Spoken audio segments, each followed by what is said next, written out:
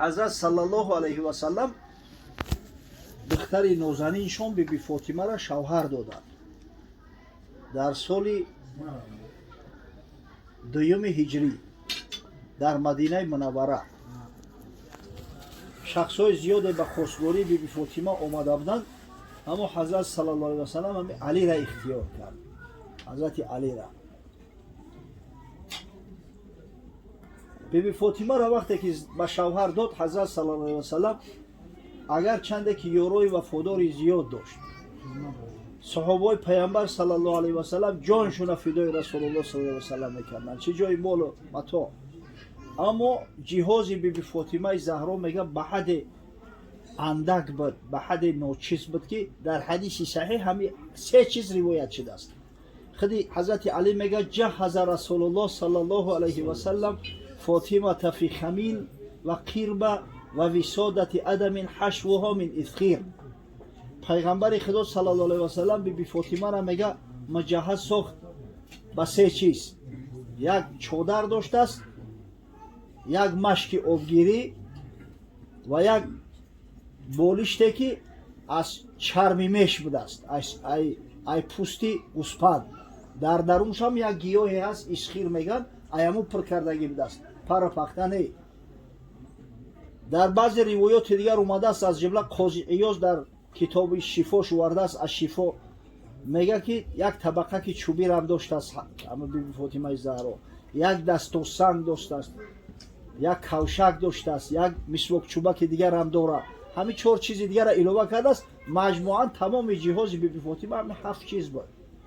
اما بیبی فاطمه قرآن داشت، حافظه قرآن ای. بیبی فاطمه ادب داشت، بیبی فاطمه اخلاق داشت.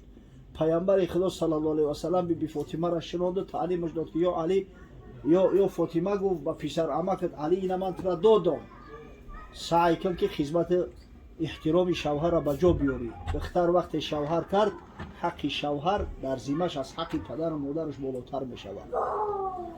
این اعظم الناس حقا علی المرأة زوجها و علی الرجل امه. بزرگترین شخص از روی حق و حقوق در ذمه زن شوهرش است، در ذمه مرد مادر. در دنیا هیچ کس از میو حق و حقوقی بیشتر ندارد. ببینید بیبی فاطمه به خانه حضرت علی نور برد، صفا برد، رحمت برد، فرزندای نازنین تولد کرد. میتونست پیغمبر صلی الله علیه و سلم هم که همون مقصد انصاریایی را که با تجارت مشغول بودن بفرما که تو مثلا گلیم بیار، تو پلاس بیار، تو فلان بیار، تو بسمدان بیار. زرگرا را میتونست بفرما که تو گوشپار بیار، تو چله بیار. میگم که آماده بودن جانشون فدای پیغمبر کنند، چه جای مال و ثروت. اما حضرت صلی الله علیه و سلم همین کار را نکرده است. امروز افسوس و صد افسوس که برای دختر همه چیز میگیریم، همین یه دهن نصیحت فراموش بکنیمش که بچم اشته در سرت بگی، زندگی به نیشه به فراز نمیشوه، زندگی به پستی و بلندی نمیشوه، به سردی و گرمی نمیشوه. با عذاب کار کشی در او داد و فقور را نبردار. زن حقیقی سیر خونه را به بیرون نمیبروره، به کوچه را نمیبروره. اینم یک دهن نصیحت و فراموش میکنیم بگیمش. بچم همو خسر خوشتومانت احترام که پگت فرام فرزندور میشه، فرزندور به احترامت میکنن، کلونات احترامت میکنن. کم و تدین و تدان چخیلی تو معامله کردی بطنم همو خیلی معامله کردن بشوه. اینم یکی علتایی که طلاق بسیار شده است در جامعه. زندگی ها خراب میشوند، فرزندک ها زنده یتیم میشوند. همین است که دیگه خشم نمیته که همون فرزند یا دهن نصیحت کنه. فرزند رو برحم خدا روستا بگره در تای تلویزور فیلم تماشا میکنه، میلنی اپرا و خیال میکنن زندگی همو های. یک کینوی هندی های نمیدونم یا ترکی های تماشا میکنن، گمان میکنن که همو زندگی همو خیلی های. در ذهنش علاقه تصویر شده است که مردک چخیلی میشه و زنک چخیل میشه و زندگی مستقل دارن و هر یک خلق با خودش یک مفکوره داره و منتالیته داره و طریقه زندگی داره. وقتی که خونه شوهر میروه میبینه که او کینو نبوده است، توخی زندگی تماما چیزی دیگر بوده است. بعد دیگه طاقت نمیکنه و داد فیقون اگر نگیره نبریرم خدمت میکشم. الله شگری چوا проблема бу мешава ҳам дар хонаводааш ҳам дар хонаводаи шавҳар. бисёр бисёр муҳим аст бародарои азиз, падарои муҳтарам, ки дар таълиму тарбияи духтаро кӯшо бошем. Фикри ҷиҳоза мекунем, аммо фикри зиндагиша намекунем. як чиз мусаллам аст, агар тамоми молу сарвати дунёро ки қатиш бара адаб надошта боша, ахлоқ надошта боша, безор мешавад. Дар ин муддати 1 сол 2 сол ай рангиш безор мешавад, ай баҳриш мегзарад. вале духтара таълим додам дар кор. агар ба шарте ки зани хубу солиҳа боша, валлоҳ болои сари чашм мегардонадаш. ҳазрат мега ад-дунё матоъ ва хайру матоъиҳал маръату солиҳа. дунё ба масобаи матоъ аст. дунё ё хӯрданӣ аст, ё пӯшиданӣ аст, ё нӯшиданӣ аст, ё савор шуданӣ аст, ё манзили зистай. анами беҳтарин матоъи дунё ҳазрат мега зани солиҳа аст. киро худоро ба раҳмат назар сӯюст. касе хонаи обода зани хуб дора, назари раҳмати парвардигор дар болош ғалтидагӣ аст. субҳоналлоҳ. чу мастур бошад зани хубрӯй, ба дидори ӯ дар биҳишт аст шӯй. зан мастура боша, зани гӯшкин боша, ба худо қасам ҳамин шавҳар ҳар вақте бибина хича дар биҳишт тасаввур накунад. ҳама дар орзуи ҳамин хели зан ҳастанд. ӯ зан пудинае ки хид ба хид мебирояд. ӯро тарбия кардан дар кор, таълимаш додан дар кораи хурдӣ. худо раҳмату мағфират кунад ӯ кампиру мусафидои пешинара. ҳарчи алҳамдулилло ки мо успет кардем дидем амиёра, ки дар сари дастархонҳо бачам бисмилло бигӯ, бачам ай пешет бихӯ, ба дусти рост бихӯ, ай ҳарси неш назан, гап назан, мақсад гапи дунё нагуда вақти таом хӯрдан.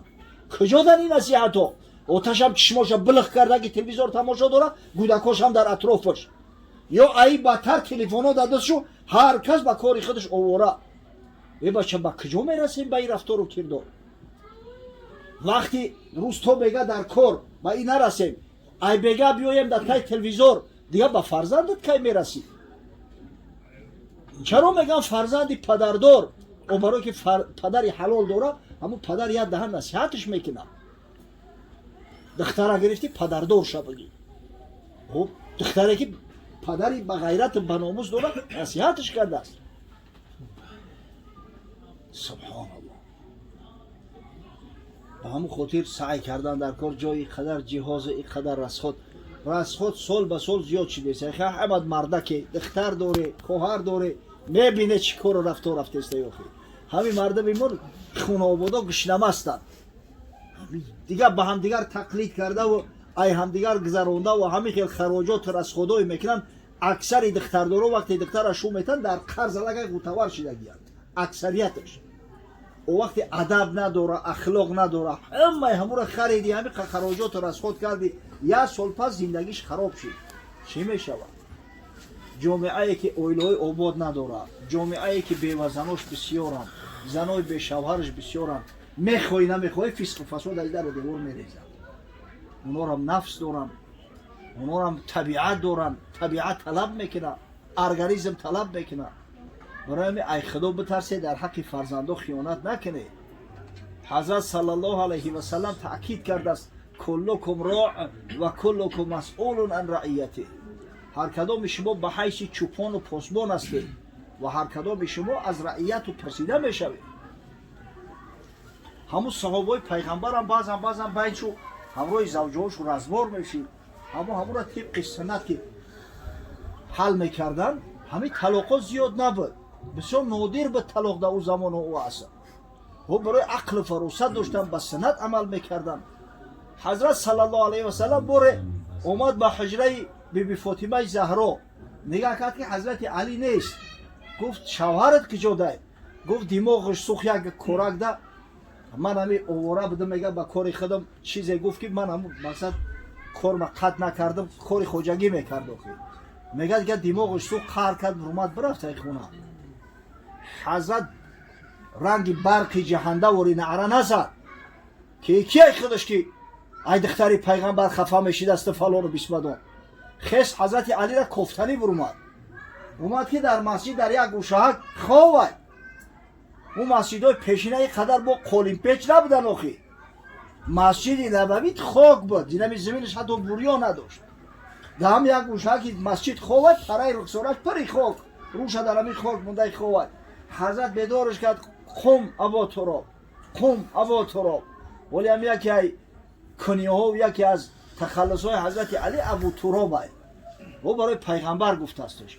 ابو تراب یعنی خاکولو.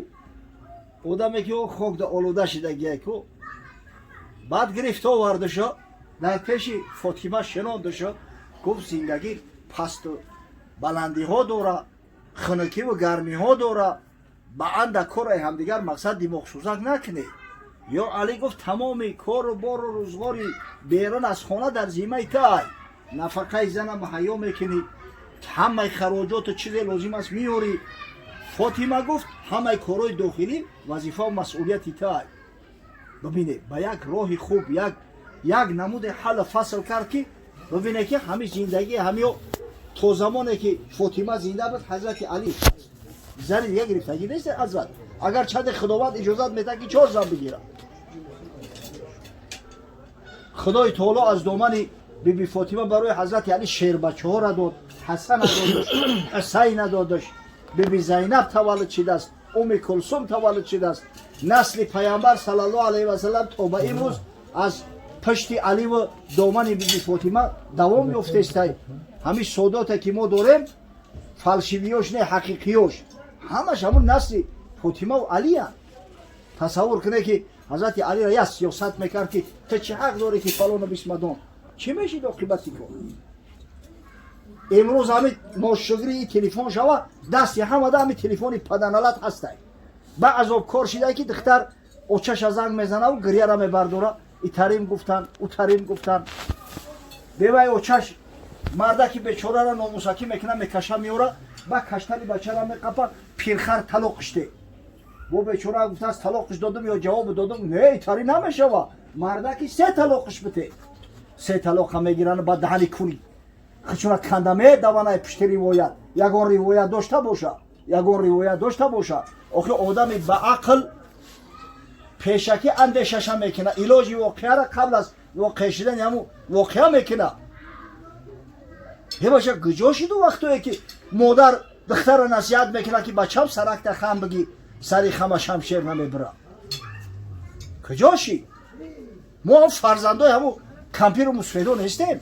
چی درد ما رسیده است؟ اینقدر جامعه احوال ما را خراب کرد.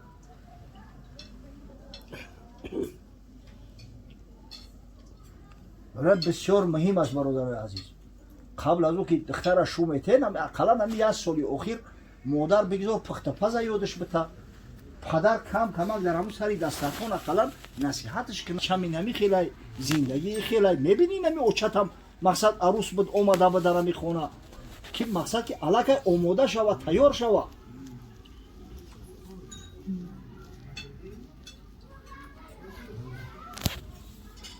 که نمیتونه موندن رشته بسیار هم پیچوندن. یتش شه میکردن یتش عروس میکردن با همون دخترک ها بازی میکردن دوگانه ها با هم دیگر شه آوردن با خش آمده و فلان و بیسمدان و همون رابطه و معامله مهمون قبول کردن. مرده قطعی زنک هر دشده تای چودر میوردن شه عروس باید چخیل کنن چخیل معامله کنن. همه یک طریقه تیار کردن دختر به همون شوه که چند پیش رفته چند ترقی کرده است. هم که مردم برزگوتر شده است، هم قدر بیعقلتر شده است، هم قدر فراست کمتر شده است. این همی نتیجهش را گرفته است. اویلوی نو یک مقداری خیلی زیاد آدم دهشت بگیره. آخه قریب 30-40% میگه در همین سال اول علاقه پراکنده میشه. 1 سال حتی داشت نمیتونه طاقت نمیتونه. انشالله که حاجی ما از زمره همون آدمای پیشینه از زمره کسایی هستن که نصیحتی پدر را گرفته گیه در صحبت مردای خدا و در صحبت علما شرکت میکنه، موعظه ها را گوش میکنه و میشنوه. من یقین دارم که انشالله فرزند به تربیت خوب داده گیه، فرزند خوب صالحه به کمال رسیده گیه. دعا میکنیم که پروردگار بزرگ بخت اقبال بده فرزند شود. خداوند برادرایی را که در این محفل خیر شرکت دارند از جمعی بلو گزنده حفظ کنه و به همه روزای سعادت برسونه و خداوند عقل فراست مبته که در وقت امر به معروف نهی از منکر و همدیگر گپ نزنه، برای که صحبت دنیا دیگه حرام میشود. پروردگار عاقبت امور مون به خیر انجام. خداوند بزرگ به خاطر محفل خیر که سنت از سنت های والا و بزرگ حبیبش محمد صلی الله علیه و سلم است، فیض برکات خیرات و حسنات در این خاندان، در این محله، در این دیار، در خاندان برادرای دست به دعا برداشته نازل فرماید. ربنا آتینا فی الدنیا حسنه و فی الاخرة حسنه و قنا عذاب النار.